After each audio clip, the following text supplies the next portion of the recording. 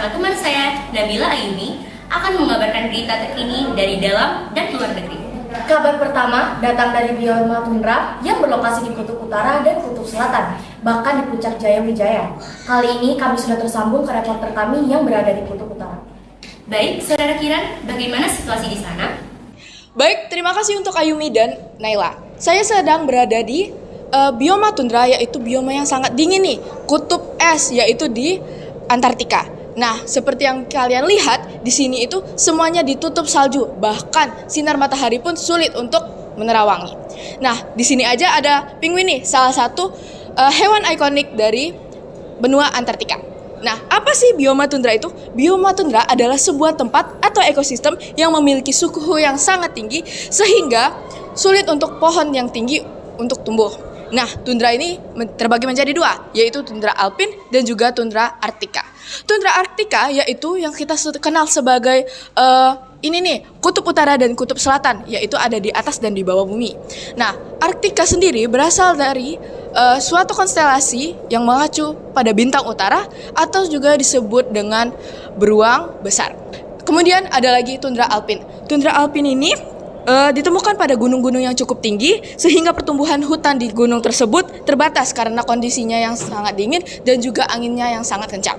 Di Indonesia, tundra alpin dapat ditemukan pada Gunung Jaya Wijaya di Papua. Kedua tundra tersebut sering dianggap berbeda karena tundra arktika mendukung berbagai spesies hewan untuk bermigrasi dan juga secara ekologis lebih kompleks. Di daerah tundra juga banyak ditemukan lumut, terutama lumut daun dan juga lumut kerak. Tumbuhan di daerah tundra ini dapat beradaptasi dengan keadaan yang dingin. Nah, hewan yang hidup di bioma tundra juga mempunyai bulu atau rambut yang sangat tebal. Contohnya itu anjing laut, singa laut, beruang kutub, dan juga penguin. Baik, sekarang saya sudah bersama Rizal, yaitu salah satu warga lokal, yaitu warga Eskimo. Ya, salam kenal. Saya Rizal dari penduduk Eskimo. Baik Rizal, bagaimana kamu bisa bertahan dengan iklim dan cuaca di daerah Eskimo selama berbagai musim?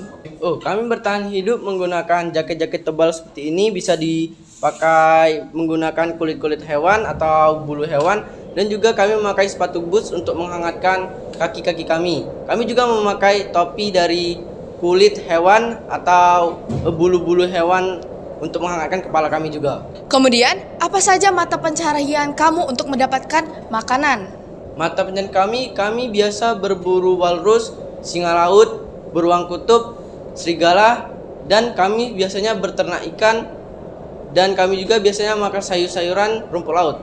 Apakah kalian memakan daging mentah? Ya, kami memakan daging mentah, dan kadang juga kami memfermentasikannya pada balok-balok es yang kami bikin seperti kutub dan akan kami simpan di situ. Untuk rumah iglu, bisa ceritakan fungsi iglu bagi kalian? Iglu itu balok es yang berbentuk menumpuk seperti kubah tempat kami tinggal untuk menghangatkan diri pada malam hari. Baik, terima kasih Rizal. Nah, itulah wawancara saya kepada Rizal. Untuk selanjutnya, kami kembalikan ke studio. Baik, terima kasih Kiran atas laporannya. Dan sekarang kami sudah tersambung ke Saudari Alifa yang akan melaporkan langsung dari bioma taiga.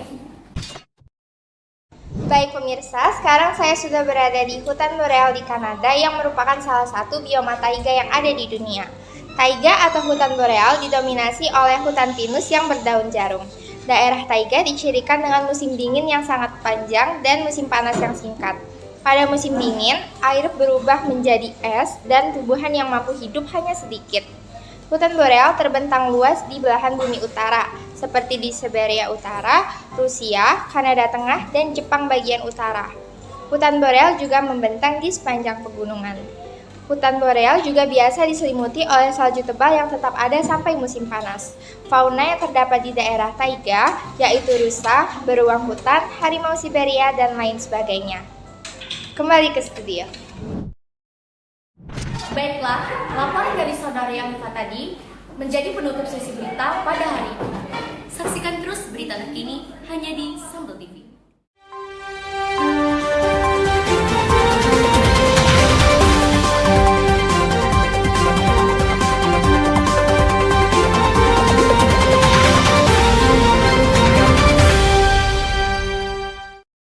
Selamat pagi penonton setia Sambel TV. Saya Nabila Ayumi bersama rekan saya Naila Putri Ridya kembali mengabarkan berita terkini dari dalam dan luar negeri. Berita hari ini dilaporkan langsung oleh reporter kami yang sudah berada pada bioma masing-masing yang akan memberitakan tentang kejadian terupdate di bioma tersebut. Baik, terima kasih kepada Naila dan Ayumi. Saat ini saya sedang berada di hutan gugur beriklim sedang. Hutan jenis ini dapat ditemukan di wilayah pesisir yang memiliki iklim sejuk dan curah hujan yang sedang. Iklim di daerah ini dicirikan dengan musim kering yang panjang antara 4-6 bulan. Lalu diikuti musim hujan yang lebat dengan curah hujan 1.000-4.000 mm. Kawasan hutan gugur beriklim sedang dapat ditemukan di daerah Eropa Barat, Tiongkok Timur Laut, Korea Selatan, Jepang, Selandia Baru, Laut Chile Selatan, dan Amerika Serikat bagian timur. Di hutan gugur beriklim sedang memiliki pepohonan dengan batang yang tebal dan daun yang lebar. Selain itu juga terdapat 10-20 spesies. Di hutan gugur beriklim sedang juga dapat ditemukan fauna yaitu beruang rusa, rubah, rakun, dan burung pelatu. Di Indonesia juga terdapat hutan gugur beriklim sedang yaitu di sebagian Sulawesi dan beberapa di Maluku Utara, Nusa Tenggara, dan di Jawa Timur. Sekian yang dapat saya sampaikan, kembali ke studio. Baik, terima kasih kepada Naila dan Ayumi. Sekarang kita berada di hutan selalu hijau subtropis atau biasa dikenal dengan hutan hujan iklim sedang. Hutan ini dapat ditemukan di iklim subtropis lembab dengan musim dingin ringan dan curah hujan yang cukup sepanjang tahun. Ciri dari pohon yang ada di hutan ini adalah berdaun jarum dan berdaun lebar. Hutan selalu hijau ini dapat ditemukan di bagian tenggara Amerika Serikat, Tiongkok Selatan, dan Jepang Selatan. Area hutan ini menempati tanah berpasir yang mengelilingi pantai Atlantik dan teluk. Hewan yang ada di hutan ini adalah keledai, rusa, kelinci, tikus kayu, tupai, dan kadal. Baik, sekian informasi dari saya, kembali ke studio. Terima kasih kepada Naila dan Ayumi. Saat ini kita berada di padang rumput beriklim sedang. Dapat dilihat, padang rumput ini hanya ditumbuhi dengan rumputan saja karena memiliki musim hujan yang singkat.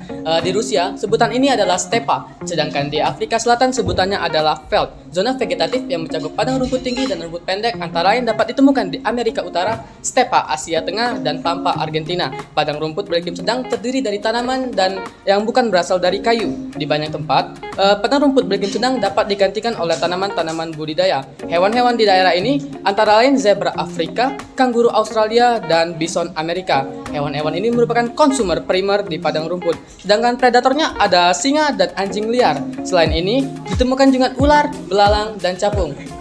Sekian informasi yang dapat saya sampaikan, kembali ke studio. Baik, terima kasih Naila dan juga Ayumi. Sekarang saya sedang berada di salah satu gurun, yaitu Gurun Gobi. Sebelumnya saya akan menjelaskan mengenai apa sih gurun itu. Gurun adalah sebuah bioma yang memiliki hamparan pasir, curah hujannya rendah dan juga tingkat evaporasi yang sangat tinggi. Di gurun ini juga jarang sekali ditemukan air-air permukaan yang bersifat permanen. Maka dari itu ketika berada di gurun jarang sekali ditemukan air. Lalu gurun ini juga tersebar di seluruh dunia dan paling banyak terletak di 10-20 derajat lintang utara dan juga lintang selatan. Lalu suhu yang ada di gurun ini sangatlah ekstrim, yang dimana perbandingan antara suhu siang dan juga malamnya itu sangat jauh berbeda.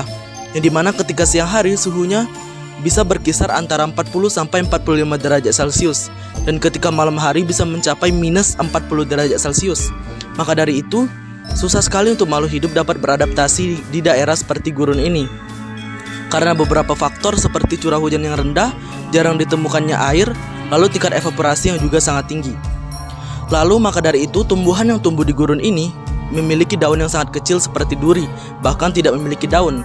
Lalu akarnya juga besar agar bisa menyerap air yang sangat dalam. Contoh tumbuhan yang tumbuh di gurun ini adalah kaktus dan juga semak-semak gurun. Dan contoh hewan yang tumbuh di sini adalah unta, ular, tikus, dan juga hewan pengerat. Baik, selanjutnya saya akan mewawancarai salah satu musafir yang sedang melewati gurun ini. Baik, selamat siang Bapak. Selamat siang. Sebelumnya dengan Bapak siapa? Bapak Dafar. Baik, saya akan menanyakan beberapa hal mengenai ekspedisi gurun. Yang pertama, peralatan atau persiapan apa saja yang Bapak bawa untuk melewati Gurun Gobi ini? Kalau untuk peralatan saya membawa makanan, minuman, dan juga peralatan medis serta alat navigasi, tenda, dan unta. Baik, selanjutnya pertanyaan kedua, apa sih tantangan yang Bapak lewati ketika melewati Gurun Gobi ini? Tantangan yang saya lewati itu ya pertama jaraknya yang jauh, yaitu habis itu panas juga dan juga badai gurun apalagi dan juga Anda. Ya. Baik, selanjutnya adalah pertanyaan terakhir. Bagaimana Bapak dapat menemukan jalan atau navigasi untuk melewati gurun yang sangat luas ini? Saya menemukan jalan ya menggunakan itu kompas dan juga sudah disediakan peta. Ya.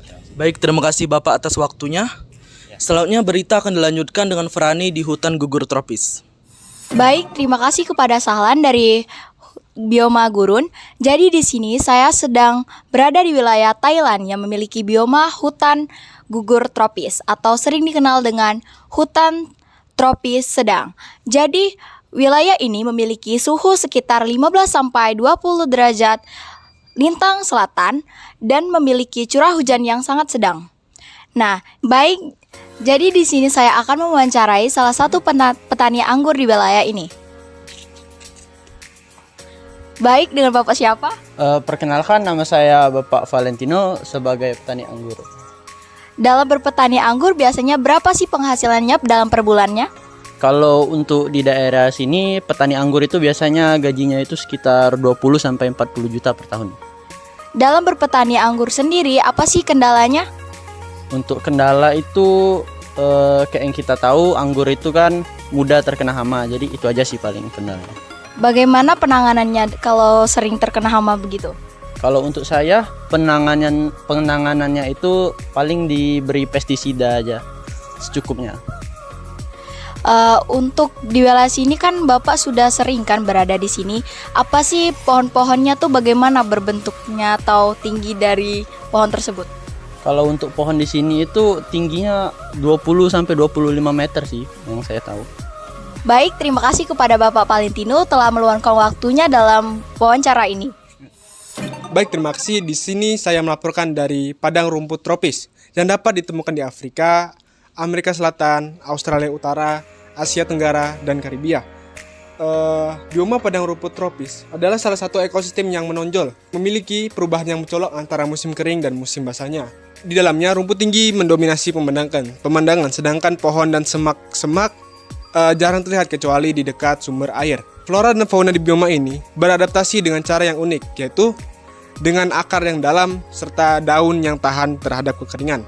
Fauna di bioma ini sangatlah beragam, seperti terdapat singa, jerapah, zebra, dan berbagai burung lainnya. Mereka telah beradaptasi dengan kebutuhan air yang rendah selama musim kemarau yang panjang. Ancaman terbesar bagi bioma ini adalah perubahan iklim yang salah satunya disebabkan oleh pemanasan global serta degradasi lahan yang disebabkan oleh perbuatan manusia seperti pembakaran hutan, pengambilan lahan untuk pemukiman dan pertanian, dan yang lain-lainnya. Penting untuk menjaga bioma padang rumput tropis karena mereka sangat penting bagi keanekaragaman hayati serta membantu menjaga kadar karbon dioksida di atmosfer, serta sumber daya alam mereka penting untuk penduduk setempat serta penduduk dunia. Baik, terima kasih. Kembali ke studio. Berikut tadi beberapa laporan dari reporter kami. Selanjutnya, berita kriminal datang dari bioma hutan hujan tropis yang akan dilaporkan langsung oleh reporter kami yang sudah berada di tempat kejadian dan sekaligus menutup berita kita pada hari ini. Saksikan terus berita terkini dan teraktual hanya di Sambal TV. Tayang setiap hari pada pukul 9 pagi. Kami pamit undur diri dan selamat beraktivitas kembali.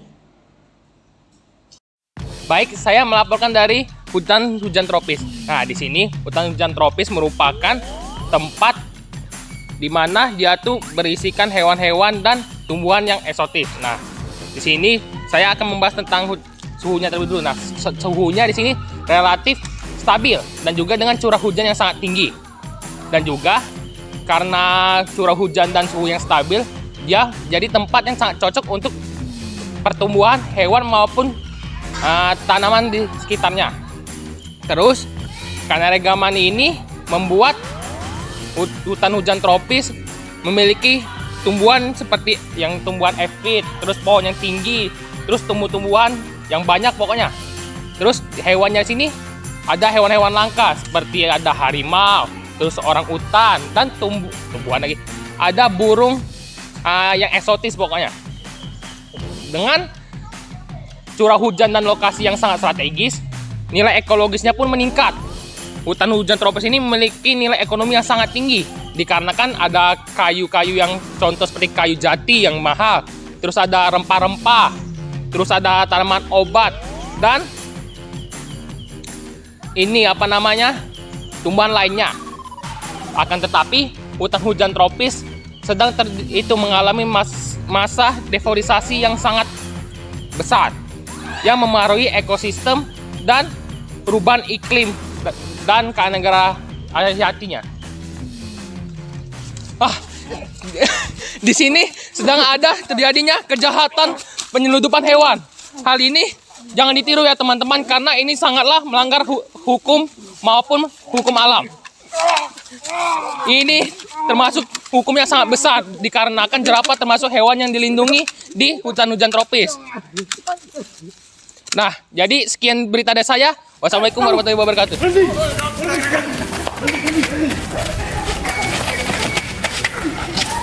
Baik.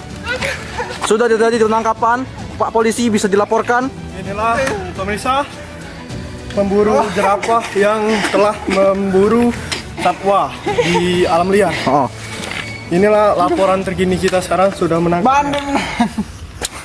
Jadi untuk semua orang jangan sekali-sekali berburu hewan. Jadi tahu akibatnya seperti dia.